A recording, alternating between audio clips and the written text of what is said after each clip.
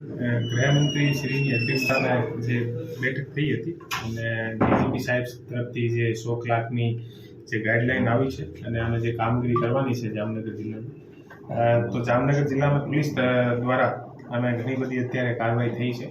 Total 285 ની આસપાસ જે લોકો છે આને આઈડેન્ટિફાઈ કર્યા છે, જેને ઉપર અલગ અલગ રીતેની અમને કાર્યવાહી કરવાની છે.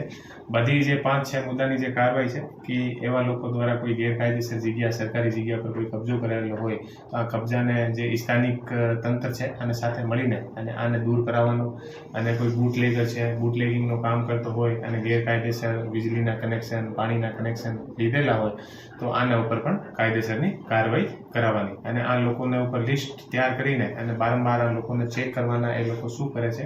તો આ કાર્યવાહીમાં જામનગર પોલીસ દ્વારા સરસ રીતે જે કાર્યવાહી થઈ છે હું આપ લોકોને બધાને બતાવવા માંગુ છું. કાલની ડેટ સુધી જે અમારી લિસ્ટ તૈયાર થઈ છે, અમે 285 ની આસપાસ લોકો આઈડેન્ટિફાઈ થયા છે.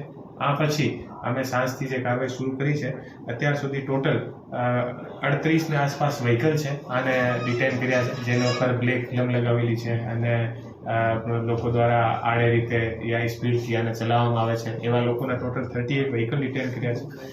અને જે અલગ અલગ પોલીસ સ્ટેશનમાં જે હિસ્ટ્રી શીટર હોય છે, જે અલગ અલગ ગુનાઓમાં સંમિલિત છે, આના ટોટલ 11 ચેક કર્યા છે.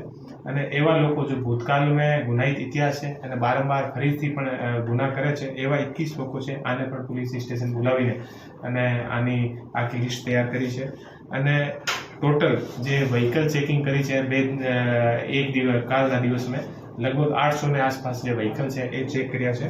અને જે લોકો બદમાશ હોય છે, જેને ડોઝિયર આપણે ખોલાયેલા છે, એવા જે ડોઝિયરવાળા જે લોકો છે આને લગભગ 43 એવા લોકો જે છે આને ચેક કરેલા છે.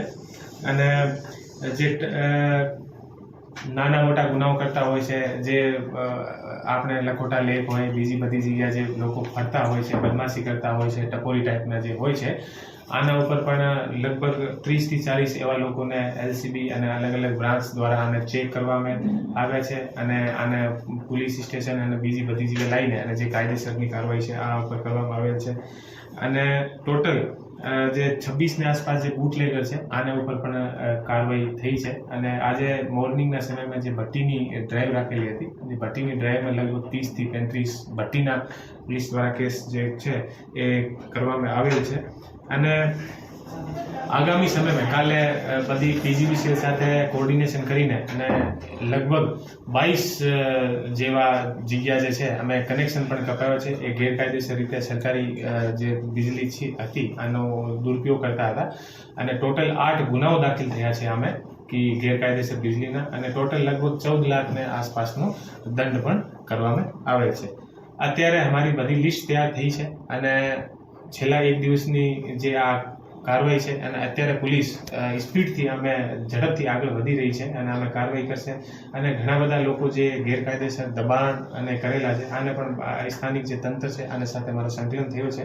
અને આગામી જે સમય છે અમે આ જે ડિમોલિશનના જે ગેરકાયદેસર છે આની કાર્યવાહી પણ શરૂ થશે. સાહેબ, અત્યાર સુધીમાં ટોટલ કેટલા ઉમેદવાર ગુનેગારોની લિસ્ટ તૈયાર કરવામાં આવી? 285 ની 285 ની જે છે આ લિસ્ટ.